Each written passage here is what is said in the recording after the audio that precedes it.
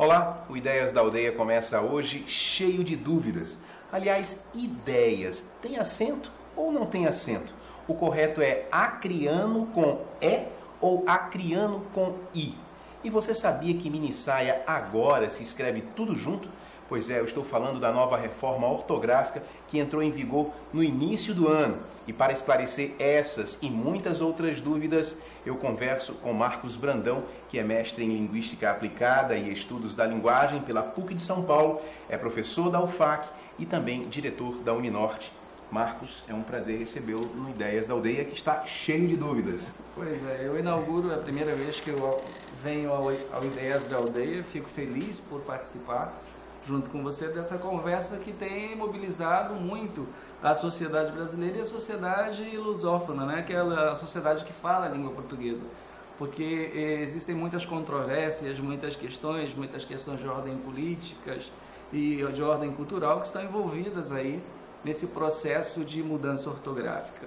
Então vamos começar pelo começo, que dizem que é sempre mais fácil. Isso é fruto de um acordo, né, Marcos? Que não é de agora, que isso assim, não olha, coisa de 6 meses, 1 ano atrás. Quer dizer, esse é um processo que vem sendo construído e eu queria que você explicasse isso. Quais os países que sentaram aí para conversar? Como é que foi? Como é que se deu esse processo de mudança? Bom, em princípio, vamos tentar ser um pouco mais didático para que as pessoas mais simples que nos assistem possam entender o que significa. Bom, toda e qualquer língua, seja a língua portuguesa, a língua inglesa, a língua estrangeira, de qualquer forma, ela apresenta duas modalidades. Uma seria a língua escrita, outra é a língua falada. É bem verdade que o que é geral, ou o que é comum a todas as pessoas, é a língua falada. Então, para boa parte das pessoas que falam língua portuguesa, essa reforma ortográfica não vai dizer absolutamente nada. Porque, na verdade, essa reforma ortográfica ela abrange única e exclusivamente a língua escrita. Uhum. E a língua escrita é entre os 8 países que falam língua portuguesa. Né? Não é uma novidade haver mudanças na língua. A língua ela se transforma, né? E se transforma a depender de vários fatores, entre eles fatores geográficos, que é o que nos interessa aqui. Nós temos, por exemplo, duas, digamos assim, ortografias oficiais. A nossa, do Brasil, né? E todos os outros países que se espelham na ortografia portuguesa. Uhum. Então, nós temos, na verdade, duas ortografias, e essas duas ortografias estão postas, e é essa língua portuguesa com essas duas ortografias que o mundo conhece. Nós já tivemos algumas tentativas de certa forma, de uniformizar, não diria uniformizar, porque eu acho que é impossível você ter uma língua única, mas pelo menos de padronizar uma língua, no que diz respeito aí, especificamente à língua padrão, que é essa língua culta, dos documentos, dos textos literários, que circulam entre os diversos países, para facilitar o intercâmbio entre os diversos países de língua portuguesa. O último acordo foi de 1971 e aboliu aí algumas questões, como duplo L, etc., etc., que já estavam aqui constituindo o português do Brasil. E, a partir de 1990, começou-se a costurar uma nova possibilidade de acordo ortográfico para a língua portuguesa. E dessa vez um acordo ortográfico com algumas mexidas significativas, mas muito mais significativas para Portugal. Para você ter uma ideia, os autores e os gramáticos discutindo a questão, eles consideram que para nós brasileiros essa mudança vai acarretar em menos de 5% da mudança das palavras em português, quanto para Portugal isso representa 40%. Quer dizer, é uma mudança significativa, né? E aí nós temos um fator histórico. Portugal foi o colonizador, foi o país colonizador. Nós derivamos do português. Os portugueses no período das grandes navegações levaram a sua língua para vários continentes. Né? Nós temos países na Ásia, na África, aqui na América Latina, na Europa, que é próprio Portugal, que falam língua portuguesa. Só que essa língua portuguesa que se fala nos outros países é muito mais próxima da que se fala em Portugal do que aquela que se fala aqui. Apesar disso, nós temos uma questão curiosa, Jorge. Hoje, se você pegar, o português é a quinta maior língua falada. Existem controvérsias. Alguns estudiosos apontam que é a sexta, outro que é a quinta, mas indiferente a isso, nós vamos ter que pensar que nós somos mais ou menos 250 milhões de pessoas que falam português. E desses 250 milhões, 190 milhões estão no Brasil. Ou seja, em termos numéricos, o Brasil é o país que tem o maior número de falantes, né, em língua portuguesa. Só que o Portugal é considerada o país que levou a língua para os diversos continentes e se acha no direito de puxar para si a legitimidade e o direito de ser dono da língua. Então, o que acontece de fato, né? O que tem acontecido de fato? E eu tenho ouvido muito isso e tenho visto entrevistas na RTP, que é a TV portuguesa, tenho visto entrevistas em TVs angolanas, etc. E a grande questão hoje é a relutância desses países em admitir esse acordo, porque para alguns deles é uma tentativa de abrasileirar a língua portuguesa. Né? Então, a grande questão, e a questão que foi o entrave central dessa demora em você ter o acordo sendo sancionado, é exatamente, estava relacionado a esse fato, que é de natureza histórica, e o fato de nós, brasileiros, estarmos sendo taxados de nós queremos ser os donos da língua. Nós vamos abrasileirar a língua que se fala nos outros países. Tanto é que Portugal, por muito tempo, relutou, né? E o acordo não conseguia, desde a década de 90, vão aí quase 20 anos, que esse acordo está se costurando, a tal ponto que chegamos a um limite que, não vai dar para ter 8 países, então, no acordo. Na medida em que 3 países sancionarem o acordo, nós conseguimos, então, colocar o acordo para valer. E isso aconteceu desde 2004, mais ou menos, 2001, 2004, né? Porque o Brasil já era um dos proponentes. Aí nós tivemos Cabo Verde, São Tomé, né? Que assinaram o acordo e que, obviamente, então entenderam que aquilo tem alguma validade e caminharam no sentido de apoiar isso. E aí ficou inevitável para os outros países. Agora, se a referência Portugal está chamando para si, para a gente esclarecer, quais são as diferenças assim bem claras entre o português do Brasil e o português de Portugal? Bom, olha, a gente tinha que pensar o seguinte: nessa reforma ortográfica que está sendo feita, na verdade, se discute muito pouco das diferenças entre os dois países. Muito pouco mesmo.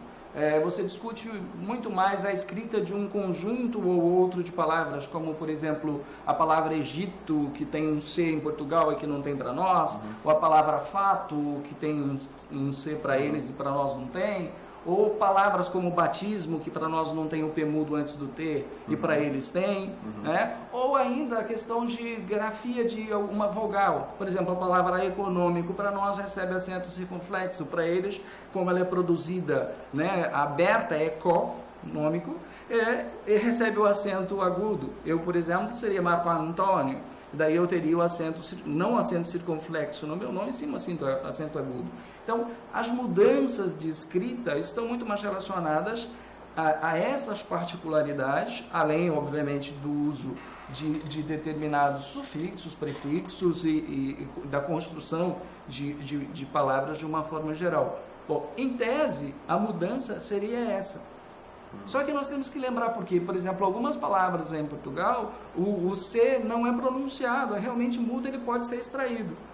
Né? Em outros casos, ele não aparece assim, ele é produzido de fato. Né? E aí, daí, como fica essa situação? Porque essa é uma das críticas que se põe a essa mudança toda que nós temos aí. Agora, Marcos, então isso quer dizer o seguinte, que nós estamos falando de uma mudança na ortografia, não no sentido das palavras. Por exemplo, em Portugal, a gente comentava aqui, o jogador de futebol usa a camisola, que para a gente significa a camisa. Quer dizer, o sentido das palavras, se há diferença, isso não vai ser alterado. Então, a gente está colocando exatamente nesse aspecto mesmo, que muda-se a ortografia, mas não se muda muita coisa do ponto de vista da organização sintática, né, e muito menos do léxico da língua. E aí a gente sempre pensa, quando está se falando nessa reforma, por que está se buscando fazer isso? Para tentar se uniformizar a língua, para que essa língua falada pelos 290 milhões de habitantes e aí falantes e por 8 países diferentes tenha representatividade mundial.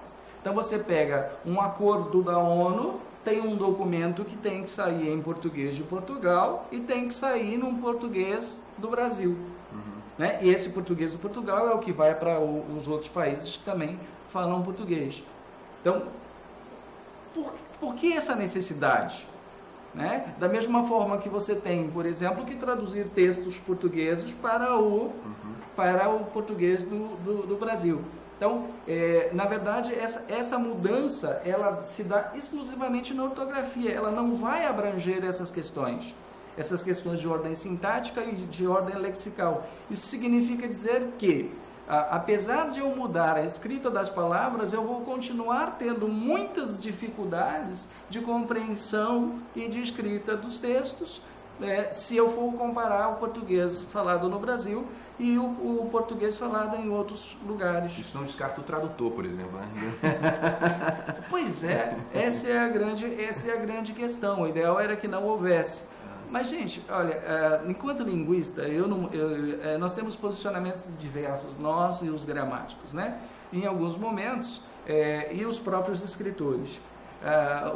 Eu estava vendo uma entrevista do João Baldo, não estava, né? Vendo uma entrevista do João Baldo, ele diz assim, olha, o chinês está muito mais preocupado em se impor pela economia. Ele não está se preocupando em saber se lá você tem o mandarim, se você tem outras coisas, se você tem que tipo de escrita você tem, ou se o mundo vai compreender ou não compreender o chinês. Ele quer se impor pela sua cultura, ele quer impor pela sua economia.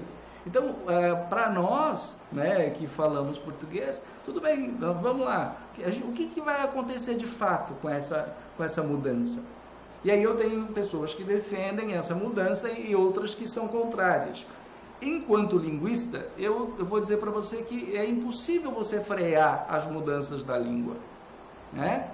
E, por exemplo, você tem agora essa questão de você ter que traduzir um texto de Portugal. Mas se você pegar o bom baianês, se ele escrever um texto, né, na sua linguagem típica, você também vai ter que fazer a sua tradução.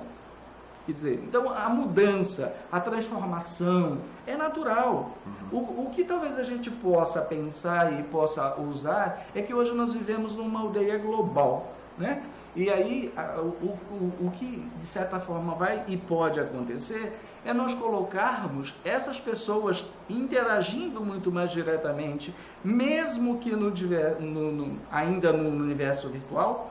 Por quê? Porque daí você rompe as barreiras do tempo e do espaço. Por que as nossas crianças não interagem com as crianças de Portugal?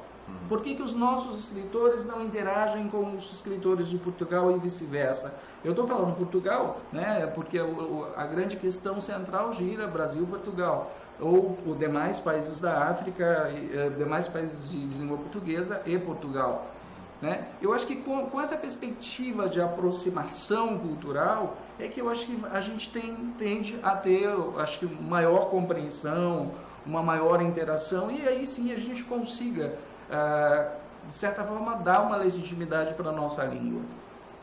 Marcos, nós vamos fazer um intervalo, mas tem muita coisa para conversar no próximo bloco e a gente perceber quais são, de fato, as principais mudanças na ortografia portuguesa. O Ideias da Aldeia volta daqui a pouquinho.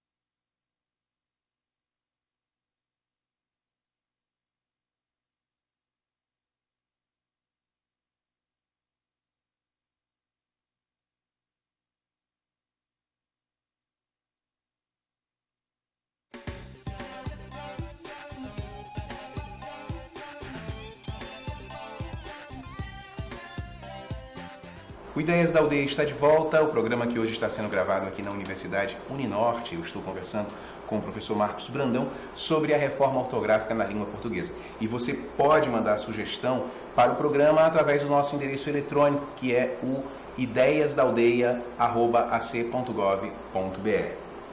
Marcos, retomando aqui a nossa conversa, nós fechamos o primeiro bloco fazendo uma análise mais genérica. Queria começar assim a especificar mais essa questão das mudanças. Como é que isso vai chegar na sala de aula? Como é que, diante dessa novidade toda, porque acaba sendo ainda uma grande dúvida para todo mundo, como é que o professor vai se pautar, se balizar para repassar isso para os alunos? Então, como eu disse para você, nós temos a seguinte situação, né? A reforma ortográfica, ela vai dizer respeito, embora nós tenhamos aí 210 milhões de pessoas que falam português, a reforma vai chegar para poucas pessoas, não vai chegar para todas essas pessoas. Primeiro porque nós temos muitas pessoas que são analfabetas, não só no Brasil, como nos diversos países da África que são falantes de português. Então, vamos começar por aí. Se nós limitarmos aí, né, as pessoas letradas ou alfabetizadas, nós vamos ter que colocar dois processos diferentes. Nós temos aquelas pessoas que já são escolarizadas e nós temos as que estão passando por um processo de escolarização. Então, por exemplo, para mim, para você ou para qualquer outro falante de uma outra geração, isso vai ser um pouquinho menos complicado e quer dizer, há quem diga que vai ser um pouco mais complicado e outros que digam que vai ser menos complicado. Ao meu ver, para mim será um pouco menos complicado, por quê? Porque você, como uma pessoa escolarizada, você já partiu do pressuposto de que você vai estar em contínua aprendizagem. Né? Assim sendo, você deve ter aprendido na escola também onde buscar as fontes para poder, obviamente, se informar, saber o que modificou e acompanhar as mudanças. E, por outro lado, nós vamos ter o agente de formação. E aí eu tenho diferentes agentes de formação. Eu tenho o professor alfabetizador, eu tenho o professor da escola regular, que ensina língua, literatura e redação, e eu tenho o professor de jovens e adultos, que ensina as pessoas que falam, mas que estão aprendendo a escrever. Então nós vamos ter três processos completamente diferentes, né? E esses três processos, eles vão ter que acontecer de maneira diversa. Então, em primeiro lugar, na escola, os professores terão que ser capacitados e terão que ser alertados para essas modificações. Na verdade, o que se espera é que o próprio professor busque esse conhecimento, porque esse é o seu instrumento de trabalho. Né? Então, essa é a questão central. Nos outros casos, gradativamente as coisas vão se implementando. Assim, no Brasil, a perspectiva de implementação para esse novo processo, né, é de 2 anos. Então, começa agora em 2009 e nós teríamos 2009 e 2010 para um processo de adaptação. Isso para mim, para você, para as crianças que vão para a escola. Em 2009 agora, os livros didáticos que são oferecidos pelo governo nas escolas públicas já vão trazer as novas reformas ortográficas e, óbvio, as escolas particulares devem estar fazendo o mesmo processo para a modificação das suas apostilas ou do seu material didático. Né? Então, essa é a grande questão. Em Portugal, para você ver a boa vontade dos portugueses em efetuarem essa mudança, eles estipularam um prazo de 6 anos. Né? Mas eles ficaram com 40% também de alteração. Eles vão ter uma mudança significativa, se é que isso de fato vai valer, porque nós temos uma coisa muito complicada. Língua não é uma coisa que você muda por decreto. Sem dúvida. Né? Não é uma coisa que muda por decreto. E você não viu ninguém ser consultado a respeito dessas modificações, a não ser as próprias pessoas que estavam envolvidas nesse trabalho. Então, a tendência é que isso vá devagarinho, gradativamente vai acontecendo, como aconteceram já outras reformas, como foi acontecendo e se modificaram e por aí vão. Agora você falou assim, vai devagarinho, é um processo, é isso mesmo. Dizem os entendidos, inclusive, que língua é uso, né, que é preciso que isso chegue para a sociedade e tudo. Agora, de ordem prática, quais são os fatores de maior alteração aqui no Brasil? Questão do hífen, por exemplo, o trema que cai. Na verdade, no Brasil, nós vamos ter, para nós, a legitimação de algumas questões que já estavam postas. Né? Por exemplo, letras como K, W, Y, que nós tínhamos extinguido em outro momento, estão retornando. Até porque seria um contrassenso. Você imagina, qual é a abreviatura de quilômetro? Sim. Qual é a abreviatura de kilowatts? Né? Então, algumas dessas palavras já eram grafadas com essas letras, então não vai ser nenhuma novidade. Até porque, se você for aos cartórios, né, onde se registram as crianças, o que você tem de Carolina, Iago, Wagner, Walter, com W, com Y, etc. e tal, então não representa, do ponto de vista, uma mudança significativa. A questão do trema também já é algo que, para nós, já não é algo novo. Até porque, se a gente levar em consideração, essa reforma ela vai entrar em vigor em 2009 agora. Mas para os professores, né, isso já vinha sendo apontado desde a época do começo da discussão. Então, na verdade, na década de 90 inteiro já vinha sendo construída a perspectiva dessa mudança. E essas bases também, não? E essas bases. Tanto é que o trema, por exemplo, era alguma coisa que já tinha sido abolido. Bom, se você pensa que a literatura, o jornalismo, etc. tal, são que determinam a escrita padrão, por exemplo, você pega a Folha de São Paulo, já não usa o trema faz trocentos anos. Né? Então, nós vamos sim ter algumas mudanças de base significativa, que, como o próprio acriano, que as pessoas estranharam, não é? Mas aí, para nós, vai muito mais no processo de simplificação, ou seja, maior aproximação entre o que se fala e o que se escreve. Esse é o argumento. Na verdade, a língua ela é uma relação entre o que se fala e o que se escreve. Né? E a escrita, o alfabeto, é uma tentativa de representação disso. Né? Então, se você tem uma simplificação, né, de fato, o que acontece? Você torna mais fácil para as pessoas escreverem. E isso não é uma coisa nova. Você pega, por exemplo, as palavras que são grafadas com CH em português, para o som X, né, são palavras cuja etimologia trazem essa estrutura. Mas as palavras que estão entrando em português estão sendo grafadas com X.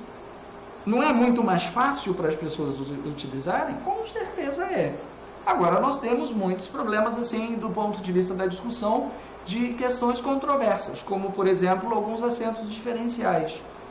Né? Nós tivemos a supressão de alguns acentos diferenciais e a manutenção de outros. Falamos, inclusive, no começo de ideias, por exemplo. Pois é, em que você suprime, né, os acentos, né, quando você tem os ditongos abertos, e assim, oi, né, sucessivamente. Mas isso aí não causa tanto impacto. Né? Não causa tanto impacto para algumas palavras. Mas em outras palavras isso vai ter peso, né? Isso vai ter peso. Sentido, por exemplo? Se você pega, por exemplo, olha só como... Vamos pegar na linguagem coloquial? Para mostrar que o acento para nós está muito relacionado com o timbre da vogal. O que é o timbre da vogal? É a mudança de tonalidade. Então, por exemplo, o E e o E são dois timbres diferentes para a vogal, né? Para as pessoas isso não causa impacto? Causa. Então, por exemplo, se você diz o meu dedo, né? Ou se você fizer determinada coisa, eu dedo você. Olha o que acontece. Dedo, dedo. Você tem um substantivo e você tem um verbo. Tem acento? Não tem acento. Em nenhum dos dois casos. Não precisou um acento, por quê? Porque o contexto em que a palavra é utilizada já automaticamente permite você saber, né, o sentido que vai estar sendo implicado. Agora, quando você pega algumas palavras como o verbo parar, por exemplo, eu estava vendo até esse exemplo foi citado por um professor, né? Se você diz assim, olha, o carro para Pedro, né? Aí, qual é o sentido que você quer construir? É o carro fez com que Pedro parasse ou o carro é para ser concedido ao Pedro? Você tem dois sentidos diferentes. E hoje, até então, pela ortografia, que estava em vigor, você tinha um acento diferencial entre os dois paras. E para agora? verbo e o para. Então, mas aí que está a grande questão. As grandes complicações, elas ainda vão existir. Isso é inerente ao processo de mudança. Né? Você não dá conta do todo.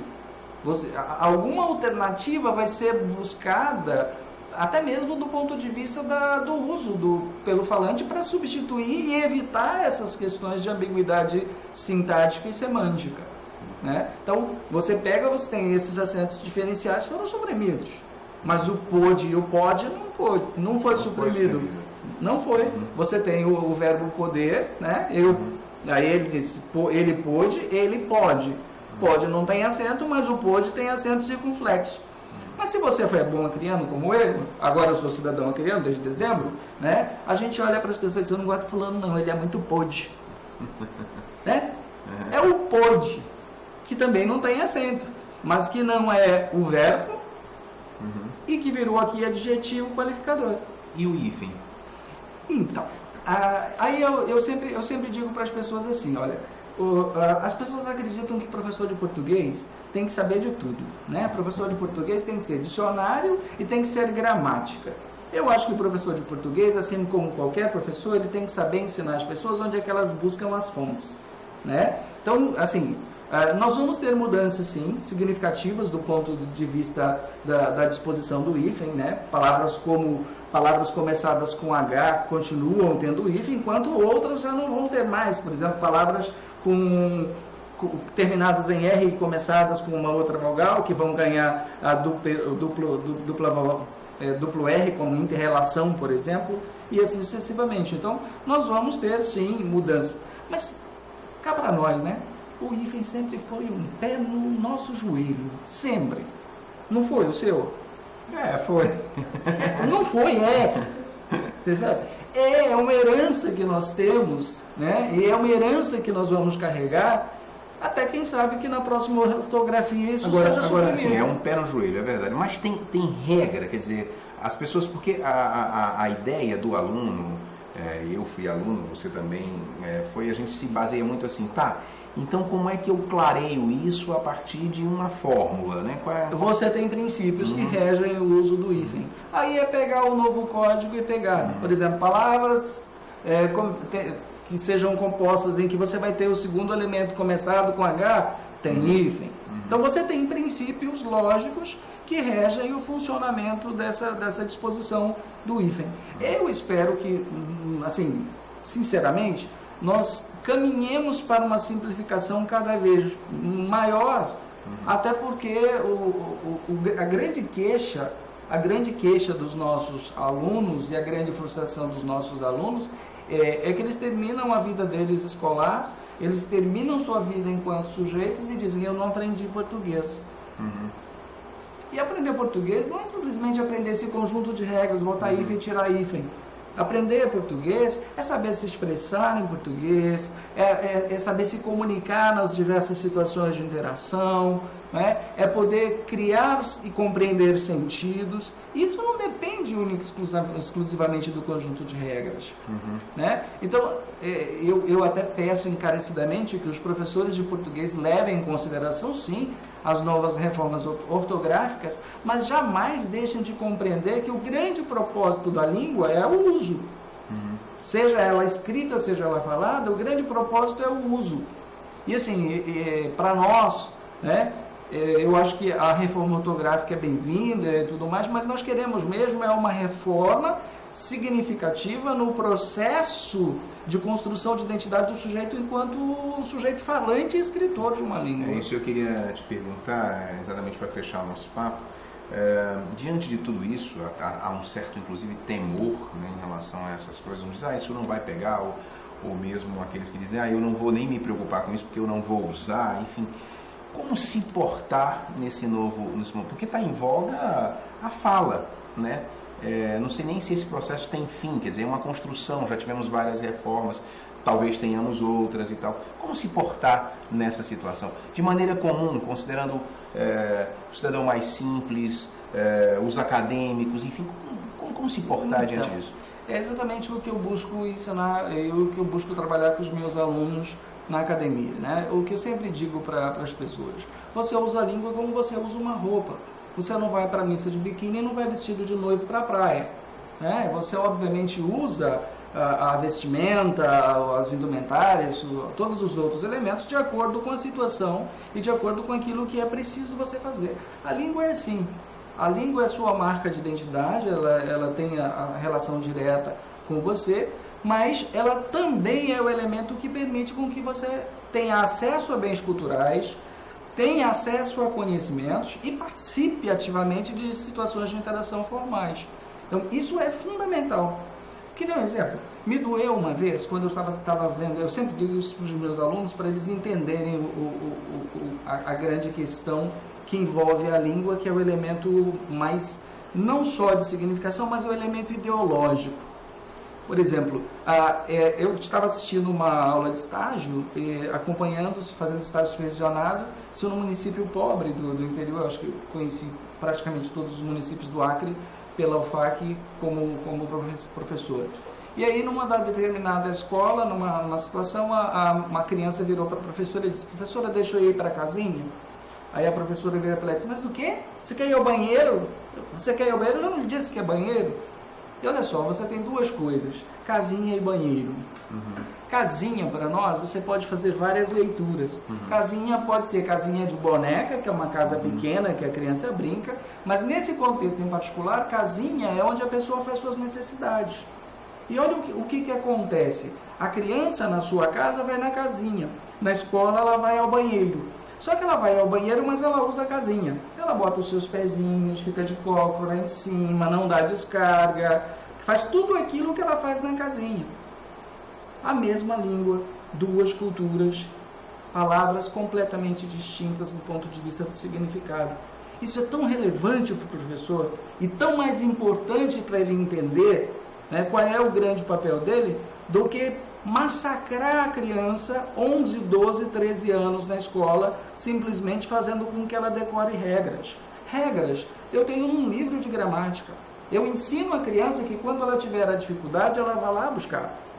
A propósito, as novas normas ortográficas, elas estão à disposição de qualquer sujeito na internet, qualquer brasileiro. Tá? Acessa lá www.uol.com.br, vai lá em biblioteca, e lá onde tem biblioteca tem lá o Michaelis explicando todas as modificações pela qual a língua passa hoje, né? Pelo menos a ortografia. E aí, quer dizer, se você ensina para as pessoas como buscar e usar as ferramentas, você não precisa ficar se desgastando e se debatendo sobre essas questões menores. E sobra tempo para você fazer um ensino produtivo. Marcos, eu queria agradecer muito a sua participação aqui no programa. Eu estava até brincando, Marco Vinícius, me desculpe, mas aqui o pessoal estava dizendo que está um páreo sério entre mim e o Marcos Vinícius para saber quem é que fala mais e mais rápido, né? E do ponto de vista de encrenca também, de criar assim, olha, porque você é um cara de posições firmes também, o Marcos também, né? Quando assume. Não, ele é inteligente. Ele sabe que ele é inteligente, eu o admiro muito. Parabéns pelo trabalho. E tomara que o povo brasileiro possa mais assimilar essa coisa dessa forma que você falou, não querendo decorar as regras, mas os benefícios dessa coisa. Então, porque quando a gente pega, por exemplo, o aluno e vai corrigir uma redação do vestibular, o que mais a gente se ressente não é do sujeito apresentar um texto com problemas de escrita, portanto de ortografia, é falta de ideias, falta do que dizer, conhecimento dos assuntos. É isso que está faltando. Então a escola está deixando a desejar nesse aspecto. Sem dúvida. Obrigado, Marcos. Eu agradeço. Bom demais essa conversa. Que bom, a gente pode conversar outras vezes. Estou à disposição. Ideias da Aldeia de hoje fica por aqui. Obrigado e até a próxima.